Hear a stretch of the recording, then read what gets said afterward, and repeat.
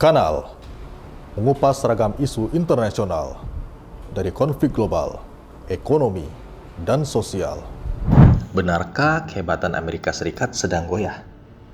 Otoritas Imigrasi Amerika Serikat menggelandang tidak kurang dari 400 tenaga kerja asal Korea Selatan dari megaproyek pabrik baterai Hyundai di Georgia. Alasannya, ratusan pekerja itu masuk secara ilegal. Realitasnya, Hyundai membawa mereka secara sah untuk memuluskan pembangunan pabrik baterai listrik terbesar mereka di luar Korea. Investasi sekitar kira-kira 700 triliun itu akhirnya terancam mandek. Hyundai mempertimbangkan menghentikan investasi mereka di Amerika Serikat. Awalnya, Presiden Donald Trump menyokong tindakan aparat imigrasi dan menyatakan investor harus memprioritaskan tenaga kerja setempat. Belakangan, Trump meminta tenaga kerja asal Korea Selatan dan beberapa negara lain tetap tinggal melanjutkan pekerjaannya. Tetapi, hampir semua pekerja menolak. Dan pemerintah Korea Selatan mencarter pesawat jumbo untuk memulangkan para pekerja mereka. Ini adalah insiden serius dan pukulan telak bagi rezim Donald Trump terkait upayanya memulihkan kembali kejayaan industri manufaktur negaranya. Slogan America First telah memakan dirinya sendiri. Begitu pula ribuan petani kedelai dan jagung Amerika kini meratap-ratap karena Tiongkok mengalihkan impornya ke Brasil. Tidak ada order dari China. Dan ini berarti panen kedelai dan jagung Amerika Serikat bakal menumpuk. Petani jelas merugi dan dampaknya akan sangat kompleks. Timur Tengah, Amerika Serikat membiarkan jet-jet tempur Israel membom wilayah Qatar yang digunakan sebagai markas kelompok Hamas Palestina.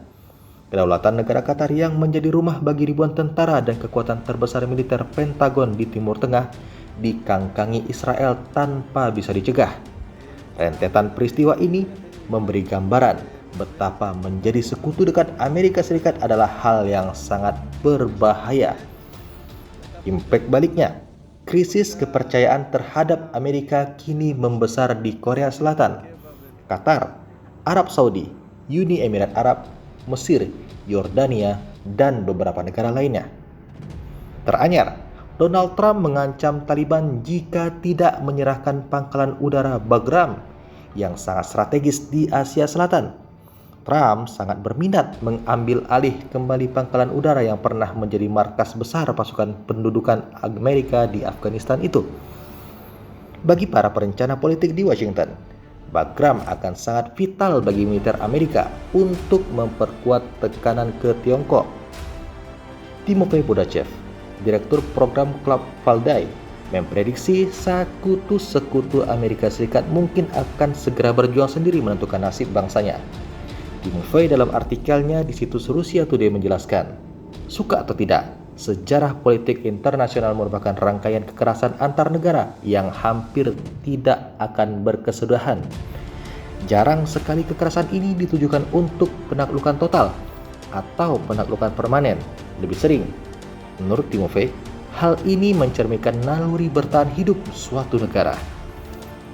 Sebuah upaya membangun sistem di mana keamanan tidak hanya bergantung pada pertahanan diri, tetapi pada pengakuan dari pihak lain. Logika itu terutama jelas ketika perlindungan dari luar mulai memudar. Selama beberapa dekade, Amerika Serikat telah memberikan perlindungan semacam itu ke banyak negara. Mereka membentuk dunia di mana beberapa negara bertahan bukan karena keseimbangan mereka sendiri dengan negara-negara tetangga, tetapi karena Washington menjadikan kelangsungan hidup mereka sebagai kepentingan strategis. Namun, kini jangkauan Amerika semakin menyusut. Bahkan satu-satunya yang paling istimewa pun harus mempertimbangkan cara-cara yang asing untuk bertahan hidup di wilayah-wilayah yang bermusuhan. Hasilnya mungkin tidak dapat diprediksi, tetapi trennya tidak terelakkan. Hal ini menawarkan harapan keseimbangan regional akan menggantikan distorsi di akhir abad ke-20. Timur Tengah menunjukkan hal ini dengan sangat jelas. Israel, mitra terdekat Washington, menunjukkan batas-batas perlindungan Amerika Serikat. Meskipun memiliki hubungan diplomatik dengan banyak negara tetangga, pemerintah Israel tidak dapat menyelesaikan masalah inti tanpa menggunakan kekuatan. Mereka harus menyerang Lebanon, Suriah, Iran, Yaman, dan bahkan Qatar. Aparat intelijennya, meskipun luas, lebih berfungsi sebagai instrumen perang daripada diplomasi. Operasi-operasi ini mungkin menghasilkan keuntungan taktis dan mengesankan khalayak domestik. Namun, operasi-operasi tersebut tidak banyak meyakinkan negara-negara tetangga. Bahkan, bisa melipat gandakan permusuhan. Konsekuensi dari sikap agresif Israel secara regional, mereka akan lebih terisolasi dari sebelumnya.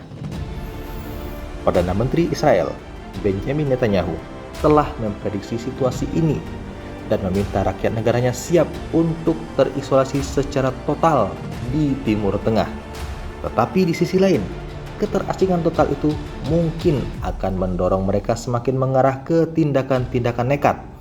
Dalam sudut pandang Israel, tindakan semacam itu di semua wilayah perbatasannya akan mendapatkan pengakuan regional. Tidak seperti Eropa, Israel telah lama terlindungi dari risiko eksistensial. Tidak satupun negara tetangganya memiliki persenjataan nuklir seperti yang dimiliki Rusia atas NATO, dan mereka juga tidak mungkin memilikinya dalam waktu dekat. Inilah yang menjadikan Timur Tengah dari sudut pandang Washington sebagai arena yang relatif mudah untuk memproyeksikan kehadiran global.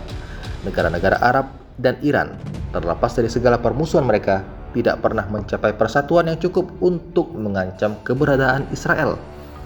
Ketidakmampuan kawasan untuk bersatu setelah serangan teroris 7 Oktober 2023 atau setelah serangan Israel terhadap Iran pada Juni 2025 menegaskan keanehan ini.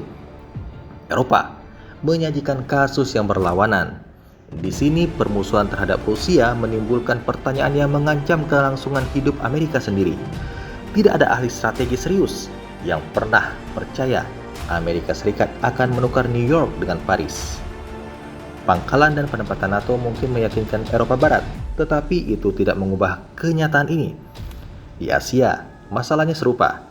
Jepang dan Korea Selatan masih sangat bergantung pada Washington. Tetapi, kebangkitan Tiongkok mengubah keseimbangan.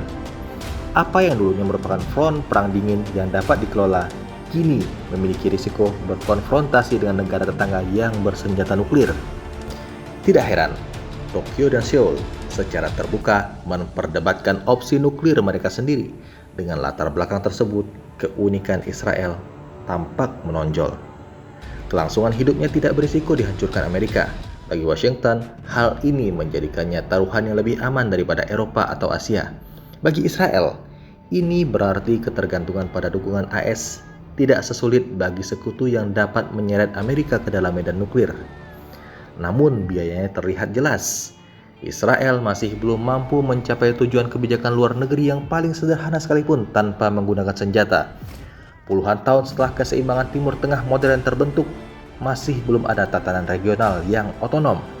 Negara-negara Arab dan Iran, meskipun terkadang bersolidaritas, lebih memilih untuk mempertahankan keseimbangan mereka sendiri yang rapuh daripada bersatu melawan Israel. Bagi dunia Arab, selain Iran, perang skala besar akan lebih merusak daripada menanggung serangan sporadis Israel. Namun bagi Israel, hal ini menciptakan lingkaran setan. Karena tidak dapat memperoleh pengakuan melalui diplomasi, Israel kembali menggunakan kekuatan, bukan untuk menaklukkan atau menghancurkan, melainkan untuk memaksa pihak lain menerimanya sebagai elemen yang tidak terpisahkan dalam keseimbangan regional. Dalam praktiknya, hal ini membuat Israel lebih mirip organisasi bersenjata yang bergantung pada patronase eksternal daripada negara konvensional. Perilaku ini bukanlah hal yang unik. Sejarah Eropa dipenuhi negara-negara yang mengandalkan kekerasan untuk mendapatkan pengakuan dalam tatanan anarkis. Contohnya, situasi di Rusia pada abad ke-16 hingga ke-18 dan Jerman pada abad ke-19. Ketika hukum dan institusi runtuh, tekanan militer menjadi satu-satunya cara yang tersedia. Israel saat ini hanyalah contoh yang terbaru. Amerika Serikat dengan demikian menghadapi kenyataan yang pelik. Sekutu terdekatnya terkunci dalam siklus konfrontasi permanen, tidak mampu mencapai keseimbangan regional tanpa menggunakan senjata. Eropa bahkan lebih berbahaya karena setiap konfrontasi dengan Rusia berdampak langsung pada kelangsungan hidup Amerika Serikat itu sendiri. Asia dengan kebangkitan Tiongkok sedang bergeser ke kategori yang sama. Jika Washington tidak dapat memaksakan ketertiban di luar negeri, sekutu-sekutunya harus semakin memenuhi kebutuhan mereka sendiri. Itu berarti manuver yang lebih independen, penyeimbangan lokal yang lebih ketat, dan yang tak terelakkan, lebih banyak kekerasan. Bagi sebagian pihak, seperti Jepang atau Korea Selatan, ini mungkin berarti ambisi nuklir. Bagi Israel, ini berarti penggunaan tekanan militer tanpa henti untuk mengimbangi impotensi diplomatik. Rantai kekerasan dalam politik internasional tidak akan berakhir. Namun, distorsi tantangan yang dipimpin Amerika Serikat, di mana seluruh negara bertahan hidup hanya karena anugerah kepentingan Amerika, mungkin akan berakhir. Timur Tengah, Eropa, dan Asia semuanya bergeser ke arah sistem yang lebih keras tetapi lebih seimbang. Bagi Israel, ini berarti isolasi yang lebih besar, meskipun Israel semakin bergantung pada patronase Amerika Serikat.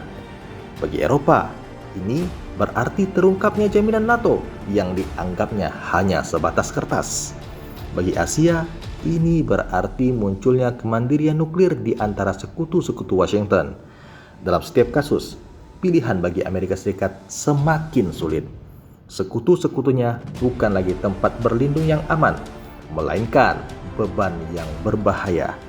Seiring mereka menyesuaikan diri untuk bertahan hidup dengan cara mereka sendiri, gambaran yang terdistorsi dari setengah abad terakhir mungkin akhirnya akan membuka jalan bagi dunia yang benar-benar seimbang. Dunia seimbang tapi penuh kekerasan, tidak stabil, dan menimbulkan ketidakpastian di hampir semua sektor dalam jangka panjang. Tribuners, kebangkitan Tiongkok, persatuan kuat dengan Rusia, Iran, Brasil, dan ditambah yang terbaru dengan India, sungguh-sungguh telah mengubah wajah tatanan global. Arab Saudi baru saja menaikkan perjanjian kemitraan strategis bidang pertahanan dengan Pakistan. Poin terpenting perjanjian itu menyebut setiap agresi asing terhadap masing-masing pihak akan dianggap agresi terhadap mereka. Perjanjian ini mirip dengan traktat strategis Rusia-Belarusia dan perjanjian kemitraan Rusia dan Korea Utara. Dunia tampak semakin multipolar, semakin menjauh dari unilateralisme ala Barat yang sangat hegemonik dan menindas. Amerika Serikat yang tampak goyah di tangan Donald Trump justru terus menggunakan cara kasar, perang tarif dagang, dan tatanan berbasis aturan. Jika perlu ditambah kekuatan teror senjata, seperti yang sekarang diarahkan ke Venezuela dengan kedok perang melawan kartel narkoba.